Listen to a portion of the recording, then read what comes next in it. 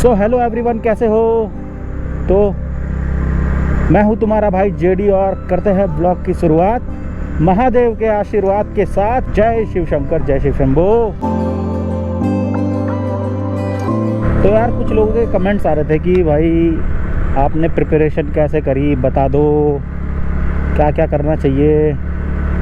तो फिर मैंने जैसा कि वादा किया था, मैं एक सेपरेट वीडियो बना दूंगा।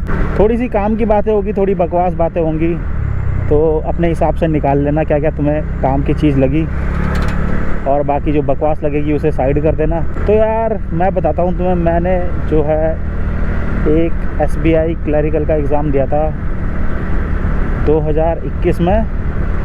तो उसमें मेरा प्री निकल गया था, लेकिन मेंस नहीं निकला। और फिर मैंने 2022 वाला एग्ज़ाम दिया और किस्मत अच्छी थी कि 22 में प्री और मेंस दोनों निकल गए। और फिर 2022 की जो ज्वाइनिंग आई वो 2023 में आई। 2023 अप्रैल 17 को ज्वाइनिंग आई थी। तो पहले हमारी ट्रेनिंग हुई, ये भी हमारी अच्छी किस्मत थी कि हमारी पहले ट्रेनिंग हुई, बाद में ब्रांच एलोकेशन हुआ। जबकि और सर्कल में या कुछ जगह ऐसा नहीं था, उनके वो पहले ब्रांच अलॉट की गई और फिर उनकी ट्रेनिंग भी हुई कि नहीं हुई ये तो मेरे को पता नहीं। मेन जो मेरा सिलेक्शन, मुझे जहाँ तक मेरे को लगता है इंग्लिश की वजह से नहीं हुआ, क्योंकि इंग्लिश मेरी उतनी अच्छी है नहीं, साफ सीधी बात, नो बकवास। तो मुझे लगता है मेरा जो मेन सिलेक्शन हुआ वो रीजनिंग और मैथ की वजह से हुआ। और जीके में भी मेरे अच्छे मार्क्स थे, क्योंकि मैं जीके के जो क्वेश्चंस थे उनका मैं रिव्यू देख रहा था यूट्यूब पे, तो मेरे मैक्सिमम सही हो रहे थे जितने मैंने करे। और जीके की तैयारी तो भाई, करंट अफेयर्स की तैयारी मैंने वही आशीष गौतम सर से ही करी। उन्हीं से मतलब रोज़ के मैं सुबह 7 बजे वाली क्लास तो अटेंड नहीं करता था, लेकिन वो जो रिकॉर्डेड वीडियो होती थी वो मैं शाम को देख के उनके नोट्स बना के प्रॉपर वो पढ़ता रहता था। जैसे आज ही पढ़ लिए और जो कल पढ़ा वो आज रिवीज़न कर लिया, ऐसे ही कल वाले फिर कल पढ़ूंगा, और आज और कल के जो कर लिए थे वो दोबारा कल रिवीज़न करूंगा। ऐसे मतलब डेली बेसिस पे जो डेली के रहते थे वो पढ़ता रहता था। तो उससे करंट अफेयर्स उस टाइम तो अच्छी थी। अभी मैंने फिर जब से बैंक ज्वाइन करा उसके बाद से मैंने न्यूज़पेपर वगैरह हर चीज़ से दूरी बना ली है, तो अभी तो जीरो एकदम। लेकिन उस टाइम तैयारी अच्छी थी। देखो मैथ्स की प्रिपरेशन मैंने SSC के कुछ टीचर हैं, गगन प्रताप सर, अभिनय सर और राकेश यादव सर, उन्हीं से मैंने मैथ्स की तैयारी करी। तो बैंकिंग के लिए मेरे को थोड़ा सा और अलग पढ़ना था, क्योंकि बैंकिंग में जो है अप्रॉक्सीमेशन ये सब उटपटांग चीज़ें भी बहुत आती है, क्वाड्रेटिक इक्वेशन वगैरह ये सब चीज़ें भी बहुत आती है। तो ये मैं मतलब फ्री वीडियो सर्च करता था यूट्यूब पे, तो जो दिख जाता था बस उसके पढ़ लेता था उससे। बाकी सारी चीज़ तो भाई प्रैक्टिस पे डिपेंड करती है। रीजनिंग के लिए तो मैं मॉक्स पे ही ज़्यादा फोकस था। मैथ और रीजनिंग में जो होता है सबसे ज़्यादा चाहिए होती है स्पीड। तो स्पीड के लिए मैंने ऐसे कोई अलग से वो कोर्स भी नहीं ख़रीदा था। पूरा का पूरा फोकस था मॉक टेस्ट पे। मॉक टेस्ट बहुत लगाए थे मैंने, टेक्स्ट बुक में मॉक टेस्ट लगाता था, और एक गाइडली के मॉक टेस्ट भी मैंने बहुत लगाए, दोनों के लगाता था। टेक्स्ट बुक एकदम एग्ज़ाम ओरिएंटेड मॉक टेस्ट बनाता है, लेकिन गाइडली के थोड़े टफ़ होते हैं। तो जैसे कभी पेपर टफ़ आ जाता तो उस सिचुएशन के लिए गाइडली के मॉक्स बहुत हेल्पफुल होते हैं। तो मैं गाइडली के भी लगाता था मॉक्स, और टेक्स्ट बुक के तो लगाता था। और मेन यार मैं तुम्हें एक बात बताता हूँ, देखो ये क्लरिकल एग्ज़ाम जो भी होता है इनकी कोई तैयारी करता नहीं है, अगर मैं सही बात बताता हूँ। लोगों का मेन टारगेट जो होता है वो या तो PO होता है, या फिर उससे भी ऊपर के लेवल के एग्ज़ाम होते हैं, RBI वगैरह। क्लरिकल लोग भर देते हैं कि चलो कुछ नहीं तो कुछ तो सही वाला हिसाब होता है। तो वैसे मैं भी क्लरिकल की मैं कोई तैयारी कर नहीं रहा था। मेनली मैं जो तैयारी कर रहा था वो मैं कर रहा था SSC की तैयारी, SSC CGL की तैयारी कर रहा था। और SSC CGL की तैयारी मैंने करी। SSC CGL के 2 मैंने मेंस दिए, पर मेरा सिलेक्शन हुआ नहीं। तो उसके बाद फिर मैंने सोचा यार भाई कुछ है नहीं करने को ज़िंदगी में, तो क्या किया जाए। फिर मैं बैंकिंग की तरफ भी घूम गया। मैंने सोचा बैंकर कि भाई बैंकिंग भी कर ही लेते हैं साथ में, क्योंकि मेरे को सिलेबस दोनों का लगभग सेम ही लगा। बस थोड़ी प्रैक्टिस की ज़रूरत थी, तो मैं प्रैक्टिस करता रहा, मॉक टेस्ट लगाता रहा बैंकिंग के लिए। और SSC के एग्ज़ाम में ऐसे भी होता है कि भाई तुम इस साल एग्ज़ाम दे रहे हो, रिज़ल्ट अगले साल आ रहा है, ज्वाइनिंग उसके 4 साल बाद आ रही है। तो इस वजह से भी मेरा थोड़ा SSC की तरफ से ध्यान हट गया था, क्योंकि वैसे तो मैंने 2 बार प्री निकाल लिया था, पर मेंस मेंस में हमेशा थोड़े बहुत मार्क्स से रह जा रहा था। 2 ही प्री दिए थे मैंने, 2 तो नहीं 3 प्री दिए थे, 3 मेंस दिए। और उसके बाद फिर मैं सीधे, जब ऐसा हुआ कि भाई अब तो जॉब चाहिए ही चाहिए, तो फिर मैं बैंकिंग की तरफ घूम गया। बैंकिंग में अभी मेन फोकस पीओ पे था। मैंने एसबीआई का एग्ज़ाम दिया, क्लैरिकल का। पीओ का तो दिया नहीं, पीओ का सेंटर बहुत दूर था, कम से कम 250 किलोमीटर, तो पीओ का एग्ज़ाम देने में गया नहीं। क्लैरिकल का देने गया, क्लैरिकल हो गया। लास्ट ईयर देखो 2021 में मेरे बैंकिंग के खाली एक एसबीआई क्लर्क का एग्ज़ाम निकला था प्री। लेकिन जो 2022 के मैंने दिए थे, मैंने एसबीआई पीओ का एग्ज़ाम नहीं दिया। बाकी जितने भी मैंने एग्ज़ाम दिए थे बैंकिंग के, क्लैरिकल और पीओ, वो सारे मेरे प्री तो क्लियर हो गए थे। आरआरबी का मेंस क्लियर हुआ, पर इंटरव्यू में मैं फाइनल सिलेक्शन में मतलब पहुंचा नहीं, बाहर हो गया। 1-2 नंबर से वेटिंग में भी रह गया। लेकिन जो एसबीआई था, इसमें मेरे को फाइनल सिलेक्शन मिल गया। और आईबीपीएस क्लर्क में मेरे को पीएनबी मिला, वो भी वेटिंग लिस्ट में मिला पीएनबी, पर वो मैंने ज्वाइन नहीं करा क्योंकि एसबीआई क्लर्क की ज्वाइनिंग पहले आ गई थी, तो मैंने एसबीआई ज्वाइन करा। अब उसके बाद फिर मेरा फोकस, जैसे कि मैंने पहले बताया कि मैं एसएससी पे ही फोकस है मेरा। मेन जो गोल है, टारगेट, वो एसएससी है। तो इस बार का एसएससी दिया। इस बार के एसएससी में प्री नहीं निकला, कट ऑफ भयंकर, कहाँ पता नहीं कितनी कट ऑफ जा रखी हो, 200 में से 150। भाई साहब, ज़िंदगी में इतना दुख भी नहीं होना चाहिए यार भाई। चलो मेरे पे तो फ़िलहाल अभी एक जॉब है, लेकिन उन लोग के लिए तो मेरे को मतलब जिनके पास जॉब नहीं है और खूब मेहनत करी, और ये कट ऑफ भयंकर 150 कट ऑफ 200 में से इस चक्कर में रह गए भाई। तो क्या करे भाई, अब उनके लिए बड़ा दुख होता है। बाकी मैं तो एसएससी की तैयारी अभी तो मैंने छोड़ ही दिया, लेकिन अगले साल वाली मैं करूँगा। फ़िलहाल तो पहले तुम ये व्यू देखो यार, ये बकवास बातें तो होती रहेंगी, मैं तुम्हें व्यू दिखाता हूँ। गाड़ी रोक के सबसे पहले कहाँ पे रोकूँ गाड़ी, यहाँ पे रोक दूँ? हाँ यहीं पे रोक देते हैं। चलो रुक जा गाड़ी, ये थोड़ा सा आगे, गाड़ी रुक। गाड़ी रुक गई। ये आहा यार देखो, सबसे पहले तो मैं तुम्हें एक बात बता देता हूँ कि सबसे पहले जो है ना, खुद पे भरोसा करना सीखो कि मैं एग्ज़ाम निकाल सकता हूँ करके। मेन बात है ये, अगर तुम्हें खुद पे भरोसा है कि मैं एग्ज़ाम निकाल सकता हूँ, तो तुम एग्ज़ाम आराम से निकाल सकते हो। लेकिन अगर तुम यही देखोगे कि भाई यार कैसे निकलेगा, वैकेंसी इतनी कम है, क्या करूँ, तो फिर कुछ नहीं होने वाला। क्या सुंदर सा है यार, ये इतना सुंदर यार कैसे हो सकता है? कभी कभी तो डाउट होता है, कोई चीज़ इतनी सुंदर कैसे हो सकती है? इतना शांत, हरे भरे पेड़, आहा, और एक चमचमाती धूप। तो टाइम कितना हो गया? 3 साढ़े 3 हो गए लगभग। भाई देखो यार, मेरे को इतना मतलब मैं उस लेवल पे गाइडेंस नहीं दे सकता हूँ कि भाई तुम लोग मोटिवेट हो जाओ। बस मैं अपनी लाइफ की स्टोरी बता सकता हूँ कि मैंने क्या करा बस।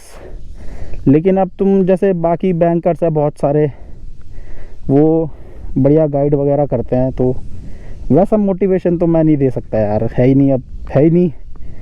होता है ना कुछ लोगों में कि कुछ आईएएस बन जाते हैं और दूसरों को आईएएस नहीं बना पाते, और कुछ खुद आईएएस नहीं होते लेकिन कितनों को आईएएस बना देते हैं, वही वाला सीन है। तो मेरे अंदर वो वाली क्वालिटी तो है नहीं कि मैं किसी को मोटिवेट कर सकूं, ये वो। सो कैसे तैयारी मैंने करी वो मैंने बता दिया आपको यार। जितना पास जा रहा हूँ इस जगह के, उतना ही मज़ा आ जा रहा है देखने में भाई। ओहो, अद्भुत। हाँ, लेकिन मैं ये चीज़ें बता सकता हूँ कि भाई बैंक में मैं तुम्हें उस लिए तो गाइड नहीं कर सकता कि भाई तुम बैंक एग्ज़ाम कैसे निकाल सकते हो, कैसे तुम 1 महीने में तैयारी करके निकाल सकते हो एग्ज़ाम।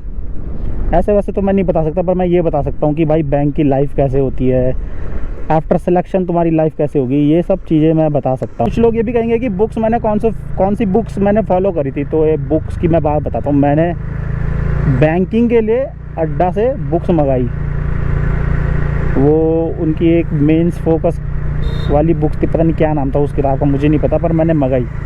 और भाई उस बुक का मैंने एक पेज भी अभी तक खोल के नहीं देखा, और वो ऐसी की ऐसी पड़ी हुई है बुक। अब अगर किसी को वो चाहिए होगी तो मेरे को बता देना, मैं कोरियर करके भिजवा दूंगा। भाई तुम करते रहो आराम से फिर पढ़ाई वढ़ाई। मेरे पे 4-5 किताबें पड़ी हुई है ऐसे, क्योंकि मैंने यार बुक से मैंने कुछ करा नहीं, मैं यूट्यूब से करता था, वीडियोस देखता था, उसी के साथ प्रैक्टिस कर ली। और ज़्यादा फोकस मेरा होता था मॉक टेस्ट पे ही, क्योंकि मॉक टेस्ट तुम्हें बहुत कुछ सिखाते हैं। देखो मैंने करी है बीटेक, और बीटेक वालों की जहाँ तक मेरे को लगता है कि थोड़ी बहुत मैथ्स अच्छी होती है, तो उसका मेरे को थोड़ा सा एडवांटेज मिला। लेकिन मेरी इंग्लिश उतनी अच्छी नहीं थी, तो इंग्लिश पे मैं, और SBI के एग्ज़ाम में क्या होता है कि इंडिविजुअल कट ऑफ नहीं होती है ना। तो इसलिए अगर तुम्हारे 2 सब्जेक्ट बहुत ज़्यादा स्ट्रॉन्ग है तो भी तुम पार कर सकते हो। मैंने ऐसे लोग देखे हैं भाई SBI PO के एग्ज़ाम में, जो खाली 2 सब्जेक्ट के दम पे प्री और मेंस निकाल देते हैं। वो बात अलग है कि बाद में फाइनल सिलेक्शन नहीं हो पाता उनका, क्योंकि भाई फाइनल सिलेक्शन में तो भाई मेंस के मार्क्स भी देखे जाते हैं, और खाली 2 सब्जेक्ट के दम पे तुम मेंस में उतना अच्छा तो करना थोड़ा मुश्किल हो जाता है। हाँ, लेकिन जैसे क्लैरिकल एग्ज़ाम होता है SBI क्लैरिकल के एग्ज़ाम, उसमें तुम कर सकते हो, फाइनल सिलेक्शन ले सकते हो खाली 2 सब्जेक्ट के दम पे, और वो तुम्हारे बहुत ज़्यादा स्ट्रॉन्ग होने चाहिए, है ना। ये है। और भाई SSC की इस बार की कट ऑफ ने जो धोखा दिया है ना भाई, ऐसा धोखा ज़िंदगी में कभी किसी ने नहीं दिया। क्या बोले भाई, आय हाय हाय हाय हाय, क्या नज़ारे हैं यार। तो यार भाई ऐसी बकवास तो मैं करता रहूँगा, बकवास ही करते हैं भाई हम तो यार, क्या करें अब। और कहाँ से मैंने तैयारी करी यार, कुछ याद भी नहीं आ रहा ढंग की चीज़ें। भाई यार सबसे पहले तो मैं एक रिक्वेस्ट करना चाहूँगा सबसे कि भाई देखो 1000 सब्सक्राइबर करवा दो कैसे भी, है ना। 1000 सब्सक्राइबर अगर हो जाए तो अच्छा सा दिखता है थोड़ा, कि 1000 सब्सक्राइबर, ओ माय गॉड क्या मज़ा आ रहा है, ऐसे लगता है थोड़ा। तो इसलिए 1000 सब्सक्राइबर करवा दो, सब्सक्राइब वगैरह कर दो थोड़ा सा। इस साल मैंने कोई भी एग्ज़ाम नहीं भरा है, ना SBI PO भरा, ना IBPS PO भरा, ना RRB PO भरा। अब वो क्यों नहीं भरा ये मैं तुम्हें बताऊंगा किसी और वीडियो में, है ना। क्यों मुझे भरना चाहिए था या नहीं भरना चाहिए था, वो मैंने पूरा अपने कैलकुलेशन के हिसाब से देखा, और जो मुझे सही लगा तो मैंने सोचा यार भरना मेरे को ठीक नहीं लगा, इसलिए मैंने भरा नहीं। तो मैं वो बताऊंगा कि रीज़न क्या था उसके पीछे अगले ब्लॉग में। और मेरा जो अभी फोकस है मेरा वो है SSC CGL पे है मेरा मेन फोकस अभी। तो देखो अगर हो गया SSC में तो ठीक है, नहीं हुआ तो कोई बात नहीं, जॉब तो अपने पास है ही, इसी में ग्रोथ करेंगे आगे। कुछ लोग कह रहे थे कि आपकी पोस्टिंग बहुत अच्छी जगह में, तो मुझे भी ऐसा लगता है कि अच्छी जगह में ये उत्तरकाशी 119 किलोमीटर, लमगांव 62, प्रताप नगर। फ़िलहाल तो भाई यहाँ दोनों तरफ पहाड़ गिरे हुए हैं, तो भाई इधर साइड से चलते हैं। इसी बात पे यार मेरे को एक डायलॉग याद आ गया एक मूवी का, है ना। वो क्या डायलॉग था कि किसी को सब्र नहीं होता और किसी के पास वक्त नहीं होता। सब्र कहता है कि काश थोड़ा सा और वक्त होता, और वक्त कहता है कि काश थोड़ा सा और सब्र होता। क्या मज़ेदार बात है भाई, हैं। इसीलिए भाई सब्र भी करना सीखो वक्त के साथ साथ, क्योंकि टाइम तो सबका आता है, बस यह है कि जो सब्र करता है उसके लिए टाइम जब आता है तो कुछ बेहतरीन लेके आता है। तो अगर तुम 1-2 नंबर से अगर चूक जा रहे हो तो तुम ये मत सोचो कि तुम बेकार हो या तुमसे हो नहीं पा रहा है। तुम बस करते रहो, कब तक नहीं होगा भाई, एक ना एक दिन तो होगा। कोई अगर फर्स्ट अटैम्प्ट में एग्ज़ाम निकाल ले रहा है तो अच्छी बात है, लेकिन तुम्हें उससे क्या मतलब। तुम ये देखो ना कि यार तुम्हारा फर्स्ट अटैम्प्ट में नहीं निकला तो कोई बात नहीं, सेकंड में निकाल के ही रहेंगे। पर ये डिमोटिवेट मत हो दूसरों को देख के कि भाई उसका फर्स्ट अटैम्प्ट में निकला, मेरा नहीं निकला। ऐसा नहीं होता भाई, हर किसी का टाइम के हिसाब से ही आता है, टाइम भी टाइम के हिसाब से आता है, समझे। तो ये मत सोचो क्या है। और भाई ये मतलब मेरे को तो ये चीज़ समझ नहीं आती कि यार लोग जो करते हैं कि भाई तुमने कैसे करा, मेरे को भी, वो उसने अपने हिसाब से अपने आसपास का एनवायरनमेंट वैसा बनाया कि वो फोकस हो सके। अब ये चीज़ ज़रूरी नहीं है कि भाई जो उसने काम करा वही काम तुम भी करो तो तुम्हारा सिलेक्शन हो जाए ऐसा ज़रूरी नहीं है। तुम अपने हिसाब से चलो कि तुम्हें क्या चीज़ सही लगती है। अब जैसे मेरे को मैथ और रीजनिंग मेरे को ईजी लगा, मेरी इंग्लिश उतनी अच्छी है नहीं पर मेरी मैथ और रीजनिंग अच्छी है। तो बहुत लोग ये कह रहे थे कि भाई तुम्हारी इंग्लिश अच्छी, कि जिसके अगर इंग्लिश अच्छी नहीं है या कोई भी सब्जेक्ट वीक है तो तुम उस पर ज़्यादा फोकस करो, वो तुम्हें सिलेक्शन की तरफ ले जाएगा, क्योंकि बाकी चीज़ें तुम्हारी स्ट्रांग है ही। लेकिन मैंने अपनी स्ट्रैटेजी खुद बनाई।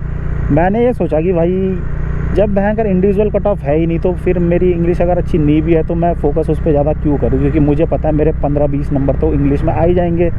बाकी मैं मैथ और रीजनिंग में फ़ोकस करता हूँ ना कि कितना भी टफ एग्ज़ाम आए मैं उसे तो आराम से निकाल लूँ, है ना, क्योंकि इंडिविजुअल कट ऑफ तो होती नहीं है। लेकिन वो स्ट्रैटेजी SBI के लिए तो काम आ जाएगी, लेकिन फिर तुम्हारा IBPS PO वगैरह IBPS के एग्ज़ाम में काम नहीं आएगी। क्यों?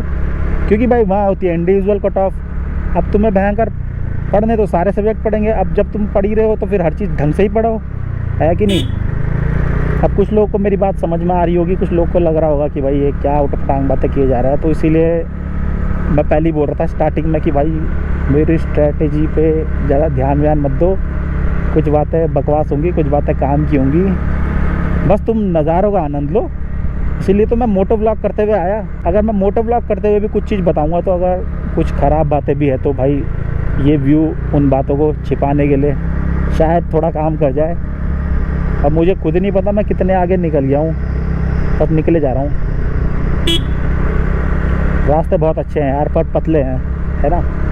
और ये अच्छा है कि भाई इस रूट पे ट्रैफिक नहीं है तो मैं आराम से चला रहा हूँ, देखो 27 की स्पीड पे। तो भाई यार देखो फ़िलहाल मेरे पीछे का व्यू, डैम का पानी है पूरा, टिहरी डैम के बारे में तो पता ही होगा यार, वही है टिहरी झील।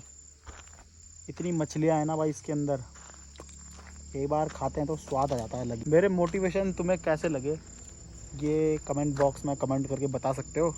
बाकी वीडियो कैसी लगी ये भी कमेंट बॉक्स में कमेंट करके बता देना। इतनी बड़ी वीडियो है नहीं, छोटी सी वीडियो बनाई है मैंने। इससे ज़्यादा मोटिवेशन तो मैं क्या ही दे सकता हूँ, इससे ज़्यादा मोटिवेट मैं खुद नहीं हूँ अपनी ज़िंदगी में।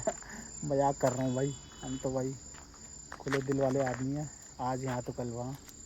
तो कैसी लगी वीडियो कमेंट बॉक्स में कमेंट करके बता देना। और भी अगर किसी को कुछ प्रॉब्लम परेशानी हो तो यार पूछ सकते हो, मेरे पे सॉल्यूशन हुआ तो बता दूंगा। और हाँ भाई जो हमारा टारगेट है 1000 सब्सक्राइबर का, प्लीज़ यार उसे पूरा कर देना भाई। अब तो बहुत टाइम हो गया, 1000 तो हो जाने चाहिए थे अभी तक, है ना। तो चलो फिर मिलते हैं नेक्स्ट ब्लॉग में, तब तक के लिए जय हिंद, बाय बाय, टाटा, हर हर महादेव, जय शिव शंकर, जय शिव शंभो।